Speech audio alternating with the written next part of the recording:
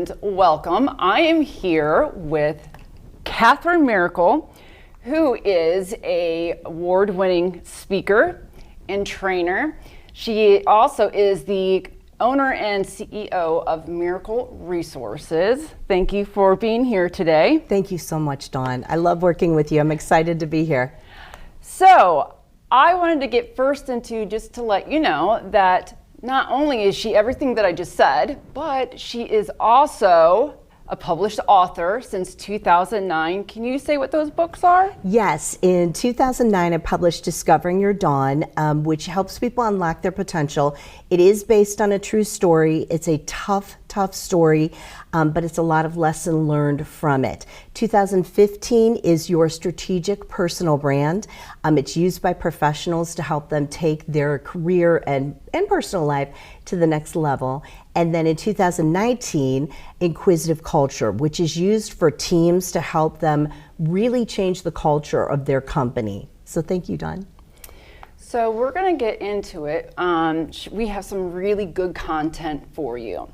So can you tell me about the story on the Red Line and how to help underperforming employees? And especially since COVID, I think this is more prevalent. Oh, so true. Dawn, thank you for asking. You know, the Red Line story is something I tell. I do a lot of speaking across the country, and it is a story about me. When I was just out of college in my first job, and I knew this company had quite a lot of turnover, but it was my first job. So I thought, you know what, I can make it work. I stayed about a year. And one of the things this company had was what was called the Red Line. And when your numbers came out, if you were below the Red Line, no one would really talk to you. There was a monthly conference in Columbus. No one would sit with you. The Red Line people would sit together. So here I was sitting with the Red Line people. Now there were times that my numbers were up and I was at the other big table, like the President's Club table and the other tables.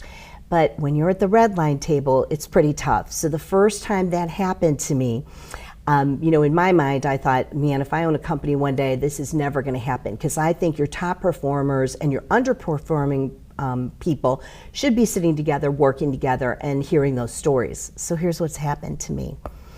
Okay, I'm in my first job. I have a new boyfriend, and this was a 4-day conference in Columbus, and my new boyfriend was supposed to pick me up at the end of the 4 days in Columbus to get me to Akron.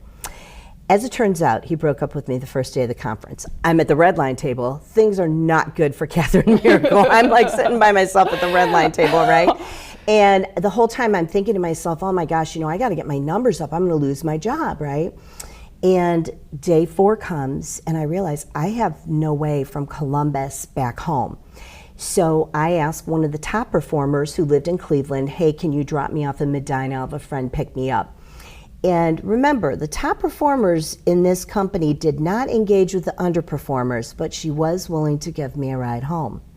On that ride home, I asked her what I call inquisitive questions. Those are questions that help people not feel like you're being annoying or gaining too much information, but just letting them kind of express themselves. So I asked her questions about, you know, what did she love about the job, and what did she love about working with clients, and when was the moment she had success? And again, we're driving from Columbus to Akron, so we have plenty of time. And she's telling me all of this. Well, I'm taking this in and I'm realizing in my career, this is what I'm going to implement. I am always going to look for the benchmark people, the people who are doing well. I'm going to spend time with them, and I'm not going to be afraid to go and ask them and talk with them. I'm not going to sit at the Red Line table. I'm going to get to know people and grow. And now I've worked with over 1,000 different companies, and I work with CEOs, and we talk about how are we engaging our top performers with our underperforming performers. And are we giving them success coaches? Success coaching is everything. And Dawn, I've gotten to do that in my career, really working with people and getting to the core of why they're not succeeding and helping them to succeed. So I guess the moral of the story is, don't sit at the Red Line table. Get to know people. And if your boyfriend has to break up with you so you need a ride home from Columbus, at least I got that time with that top performer. And it really changed my life. So I wanted to share that story. Thank you for asking. I really like that story because it's kind of like feeling like a little fish Yes. in a big sea. I was. And that will lead into some other stuff later. Can you tell me about the transformation of the person who got everyone fired and the person who got everyone to succeed? Oh, thanks for asking this one. You know, in working with over 1,000 different companies, and it might be nonprofit, large corporate, healthcare, hospitality, education, I've had the opportunity, and my trainers have had the opportunity to learn a lot of stories. So I want to tell you one, and I do have permission from the person this happened to.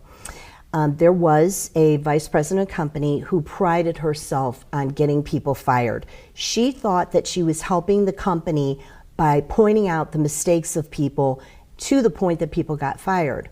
Now, we all know what turnover costs, and we know having a lot of people out there who have been fired, that can be problematic as well. So I talked with the CEO and I said, can I success coach her? In my success coaching, I asked the inquisitive question of, why is this working for her? Why does she believe this is how, her role in the company? And I said, tell me a little bit about your background, a little bit about you. She shared the story that 7 children in the family, she was the oldest. When she was 12, her parents were killed in a car accident. She had to bully and push aunts and uncles to keep that family together. Because again, a lot of people went different places. This is a big family.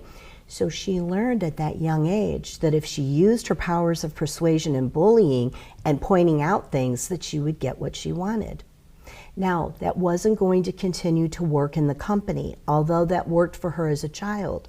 So once she was telling me the story, she was kind of learning as she was telling me the story about how she could take the powers of seeing what's going wrong and helping people to stay. So we mind shifted her into being the person that saves people, helps people, coaches people. She's the biggest transformation story because, again, her mindset was on that tragic event as a child and turning that into saving people and keeping the company together. That stopped the turnover and helped the revenue of the company. So thank you for asking about that one. Now I have a question. Did what you did with her, and I would also consider this a leadership training that you did with her. And leadership training, I would recommend it to anybody. It's amazing because it also plays into your personal life. Did this play into her personal life? Ooh, excellent question. I can tell you from speaking with her some of the changes that helped her, and also with her friendships and relationships. Also, people weren't afraid in the company to come see her anymore. They were now coming to her. There was more of an open door policy. So personally and professionally, it helped her. But I think a success coach is a person, and this is what I like to do, and my trainers as well, is to listen and observe. Because in her mindset, what she did as a child helped her family stay together. So in her mind, she thought that was working. But I think sometimes we have to look at our past and look at our past situations and say, okay, how can I take that to the next level to become the person I want to become, which truly is personal branding. Personal branding isn't just a color you wear. It's the way in which you work. It's the value you provide. It's the way you listen and observe. That was an excellent question. Thank you. Now, the beginning story, the red line, I really like that because it plays into one of the things that you educate about is imposter syndrome. And the definition of imposter syndrome is a behavioral health phenomenon described as self-doubt of intellect, skills, or accomplishing among high-achieving individuals. So when I think of this, I think of little fish among the big fish. Ooh, that's well said. Thank you, Dawn, and thanks for that definition, because imposter syndrome is a question that I get a lot. I speak across the country, and during the pandemic, I would have like 9 to 12 Zooms and Teams a day and meet with people, and I always give people my mobile so they can text me a question anonymously. Not everybody wants to raise their hand in front of the group. Well, I started seeing in the last year, Dawn, more people ask the question about imposter syndrome. And I thought, okay, we've got to really put some legs to this. So let's put some action steps to imposter syndrome. First, I want you to be a spy, literally. I want you to think about when you see someone who's doing what you want to do and you think they're so much better at it than you, and you have imposter syndrome and you feel like, ooh, do I know enough to even say anything or do anything on this topic? Study them. A lot of the things that they cover, and my clients will tell you, are things that you already know. It's just you're formulating them into a way of communicating to help others. That's step 2. Your focus is helping other people. Stop the imposter syndrome, because if you don't use your voice, you can't help others. And that's the reason we give information. That's the reason we communicate. That's the reason that we help people. So by shadowing your voice and making it small and never doing anything, you're not helping other people. So again, step 1, let's take a look at who's really out there that you're saying, oh, they're so much better, I can't do what they're doing. And then step 2, realize your mindset, and that is that you want to help people and you want to share information. Step 3, this is the one that people don't like, but I always say it. You have to have routines and you have to have rules. My rules are every morning before I pray, meditate, get myself going, I'm looking at all the trends. I need to know exactly what's going on. I have Google Alerts set because I'm doing the work. That's my routine, so that way I don't have imposter syndrome, because I've done the research and I've done the work. My rules are that every day I have to do this. I have to know what's going on. I feel confident when I speak and when I teach because I've done the work. I've done the routine. I've done the rules to make sure that I'm bringing you the best information. So again, let's review those steps. Number 1, spy. Be honest with the people that you think know so much more than you. Do they really? Number 2, offer help. If your voice is small and no one can hear it, no one gets help. Number 3, do the work, do the research, set your routines, keep your rules so that way you're bringing the best information. Because when you have confidence, it's based on that. It's based on all of those steps, but especially the research and doing the work. So thank you, that's a good question. I love that you mentioned mindset, because mindset is a huge part of all of this. When you wake up in the morning, you have a routine. I've learned that. But one of the big things that you are talking about in all of this is positivity. Oh, yes. Positivity of looking forward mindset. Some people refer to it as the law of attraction. There's many different forms of what people refer to it as, but it does work. It does. And so not only are you, into leadership, you're into branding, you're basically into changing lives. Definitely, but I just want to say, because you could probably tell by my voice, I've just gotten over a horrible upper respiratory infection. And so if I sound squeaky or weird, I want you to know that. My voice sounds kind of deep today. I've had a lot of time to reflect about, what I want to do and where I want to go, because I've had this career where I've traveled and been across the country, and then during pandemic, 12 Zoom or Teams a day. And it's always, my goal is if someone needs these words. Now there's gonna be some people who watch and say, I'm really not suffering for that. I still do this for you because there may be somebody you can share this with. That's the goal. So if your mindset is always, how can I help someone, then you're going to come back and you're going to keep sharing, and you're not going to have imposter syndrome. You're going to feel confident, and then you're going to move to the next level. That's the important thing, is being the best that you can be. Now, I know that you told a story in regards to your mom, yes, about how you felt you didn't have a voice. Mm-hmm. That's a great story. My mom was truly incredible, and I know everybody says that about their mom, but when I was growing up, I had a social anxiety disorder, and I didn't realize that until later in life, and my mom and I talked about it a lot. For me, if you ever see kids in the mall, and these are the kids that, if you say hi to them, they grab their mom's leg because they're really scared. That was me. And so my mom needed me to use my voice to feel more comfortable, to get more confident. And one of the big reasons, Dawn, was if I had gotten lost, I wouldn't be able to communicate. Now, I would smart off at my brothers and sisters and people that I knew, but when it came to strangers, again, I was very, very social anxiety. And then when I was in 4th grade, there was this play, and the MC got sick, and it was a child 4th grader, and they said, does anybody want to do it? And I raised my hand. I think my mom was like ready to die. My mom's like, oh my gosh, why does she want to be the MC? Well, I'm a good listener, so I had listened to the part. I knew I could help, and someone needed me. keyword. Someone needed me, they needed my help. So I got up and I emceed this and I helped everybody, and I just knew, okay, this is what I want to do. I felt really comfortable. Then I went to School of Fine Arts in Willoughby, Ohio. I went to a public high school, but this was like an after-school program. It changed my life. Again, attending the University of Akron changed my life. So those who suffer from social anxiety and those who think they can't speak, I work with a lot of people who have stuttering problems or they have anxiety problems. I love to work with them in the way my mom worked with me. Little steps at a time, little bit of growth, little bit of success. Let's try something else. I think that's really important, and thank you for asking about my mom. She was truly incredible, and I have a couple LinkedIn articles about her that I hope you guys will read because she is who we should all be. I really believe that. Now, we also talked about focusing. Yes. So, say I'm watching this and I'm like, okay, imposter syndrome, you mentioned routine, but I have a focus issue. I start having all this stuff go through my head.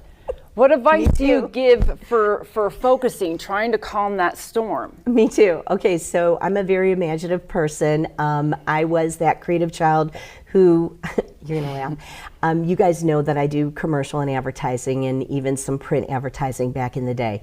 And I create those. So I was the little kid who would take the Joe Von Musk makeup bottle, go out in the leaves and put a fall scene, take a picture, and literally say to my mom, they need to make this their ad campaign. So we had letters of companies that were like, thank you, but no thank you. So then I opened my own firm and we get to do that, which is great. But I did have this big imagination, and my mind does go, ask my family, to a lot of different things. So I'm gonna talk with you about chunking. Chunking is when I say, I'm gonna work on this ad campaign from 10 to 2. I'm gonna focus on that, and then I'm gonna move into working on my speech from 5 to 6. If I chunk and I know those things are coming up, I can still do everything I want to do and use my creativity, but I also am not jumping from thing to thing. And yes, I have the same thing as you, and that makes us creative, and I love it, and it's a gift, but it has to be chunked and structured or else nothing gets done. Now, all the advice that you gave, does it differ for, say, multi-generations? We have several different generations, and there's a lot of talk about the differences in them. But when you go about this, is there a difference? I think so, and I think it has to do with social media. I'm a consumer of social media, but I also create content for our clients, and I love it. I know there's a lot of people who say, oh, I hate it and it's horrible. I love it. I think it has connected us. Yes, I do see some downfalls. So I think it goes back to what you said, focus. No matter the generation, you need to use social media so it works for you. If you're learning things from TikTok and YouTube, that's wonderful. If you are finding that mental health-wise, some of the drama and conversations are too much, then you need to move that to the side. So I think each generation has experienced social media differently, but we have to make it work for each one of us. So a very young child, I think parents have to make a decision on when is it okay to have a social media account. The other part is if they want to. I also think that we have to have boundaries as it relates to our social media practices. I think it's important for me, and I don't know how this works for you, but if I'm off devices 2 hours before I go to bed, that's a hard thing to do, especially me owning the marketing PR firm and Miracle Resources Media. But just getting that out of my head and instead using my journal, talking with my husband, reaching out to family members and friends, I find is better for me before I go to bed. So I think that's where the rules and routine come in. I think everybody has to look at themselves and, no matter the generation, decide how it works for you. Because we can't read tone in social media. Somebody writes something and someone thinks, oh my gosh, I can't believe they said that. Well, do you know the tone? Do you know the intention? And each one of us is different on our privacy. I'm a very private person, which is pretty shocking because I get up and do these speeches and do all this stuff. But I am very private when it comes to my own health. I'm very private when it comes to certain things that, I know my friends and family want to keep secret. I think that is really important, keeping that confidentiality. I'm a success coach, so people tell me really intense stuff. And I don't go on social media at night and talk about that. Like the clients that I talked with you about, I have permission. But if you notice, I didn't say their names and I didn't say their companies. So I think we as, consumers of social media have to really consider what works for us. Now, one of the things that I would like to talk about is I know that everybody in every generation, when you talk about going through coaching and training and leadership, when I first started, I was like, they're trying to change me. And I honestly kind of took that personal. Mm-hmm. I think what it ended up being is I had to really get to know my personality and myself. And it wasn't so much that they were trying to change me. I was just trying to do things differently and better. What do you have to say to those out there that are like, I don't know, it does sound like it's too much change for me. You're trying to change my personality, everything. What do you have to say to them so that they know that that's not the way that it goes? Oh, I love that question. So I wrote the book, Your Strategic Personal Brand, for that reason. There is not a cookie cutter way on leadership. There is not a cookie cutter way on how to live your life. We all have to be accountable for what's not working and what we need to get better at. So I think it begins with personal branding, which is knowing yourself, knowing your goals, knowing your strengths and weaknesses, and where you're going to take it to the next level. So I think that holding true to who you are, I'm a creative person. I love that work. I love working with people, but I also know from testing, because you would probably guess me as an extrovert, wouldn't you? Yes. Okay, but my mom was an introvert, and I'm actually what is called an ambivert. That means I'm introverted and extroverted. That means I can give a speech and talk with people, but I'd like time after to process that and to think it through and to think about what resources I could provide to people. I used to feel bad about that, Dawn, like, oh my gosh, why do I need that downtime to kind of process? And then when I took the test, I realized this is an asset that I need to not walk away from and say, oh, I just need to keep busy 24 hours a day. I need to understand myself, to process things, to think them through, to think how I can help other people. Like I will, after a speech, write to somebody who asks me a question. I don't have to do that. I had 1,000 people in the audience, but I'll say, hey, did you read this book? I need that time. And instead of feeling bad about that, I needed to own it. So I think the book, Your Strategic Personal Brand, and the 12 years of research that go with it is helpful in being true to you. Because no, I don't think that us formulating, changing everything, it's being much more creative in how we solve things. But I'm a person who believes in accountability. After I do this, I'll watch the tape and I will look at it and say, oh, why did I do this? Or I should have put my hands this way, or I should have looked at this camera more. I will go back and evaluate, and I will become accountable to be better and better. So I thank you for that question, because I think that people do kind of feel sometimes with some coaching programs, oh, they're trying to change me. Where at Miracle Resources, it's about, let's take the skills you have, let's take it to the next level based on what you want. Not what we want, what you want. That's important. Now, we got these 3 amazing books. Where can everybody find these books of yours? Okay, so if you go on Amazon and type in Katherine Miracle, the 3 will pop up. But I do want you guys to know you can go through miracleresources.com or katherinemiracle.com, and the links are right there for you, both websites. Now, I would like to mention that you are a female business owner. And I'm just going to assume that when you started it, it wasn't very common for female business owners. And I'd like to commend you on that, because we need more female business owners. What advice do you give to those that are looking to start a business, and those that are in school to give them empowerment? Ooh, great question. Thank you so much. You know, in 2003, when I started Miracle Resources, I was a young entrepreneur. Again, I didn't own a business that made money. My friend Caroline and I, we grew up on our street together. We're like best friends. We would do these carnivals for MDA, and you know, we would have lemonade stands, and the kids down the street, we had a franchise, and we took part of their money because we would market them. I mean, we were these crazy entrepreneur kids. And I loved it, so I always wanted to own my own business, but I feel you need 3 things to start your business. You need contacts, you need capital, but the big one, you need courage. So I went through a leadership program called Cleveland Bridge Builders, and I realized through that program I was ready. But I had worked for a corporate nonprofit for 15 years, and I loved it. I mean, I loved everybody who worked with me. I'm still friends with them. They were like my aunts and uncles. So for me to leave and be on my own, you know, it's rough. But I had a great mentor in Virginia Marty Veith, who started her own fashion line. She was a single parent with 8 kids and started her own fashion line, and then started a fashion school because she needed people to make all these fashions. Well, I think it's always about needs. So I would say to any female or any entrepreneur, look at need. Where is the need? When I started Miracle Resources in 2003, marketing and PR, it was needed, social media, all there.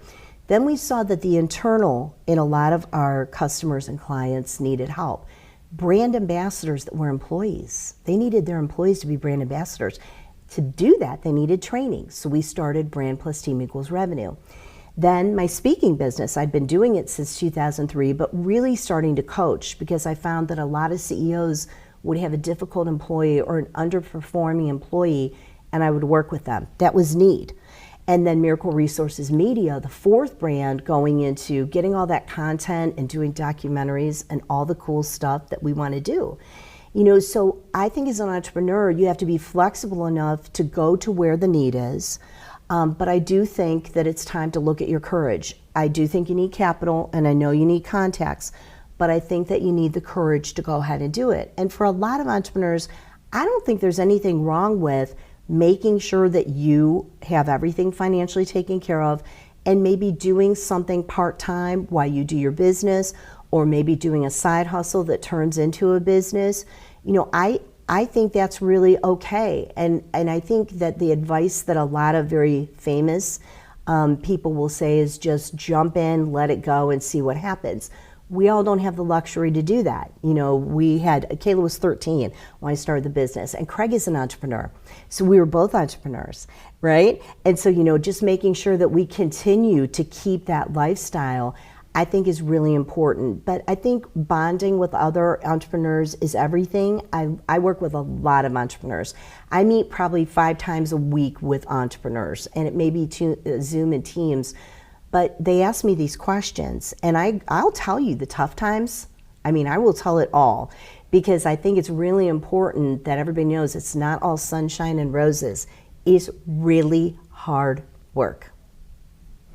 Well, thank you so much. I actually learned some more, and I guarantee you we'll do some more videos because you are a wealth of information. And take this, I would say, take this episode as a chance to change your mindset of positivity, that it is possible and you can go ahead and make progress. I would say please check out her website, make sure that you get those on the screen. And I'll also make sure that we go ahead and post the books for you so that you can go ahead and find those. Again, thank you so much. And until next time, have a great day.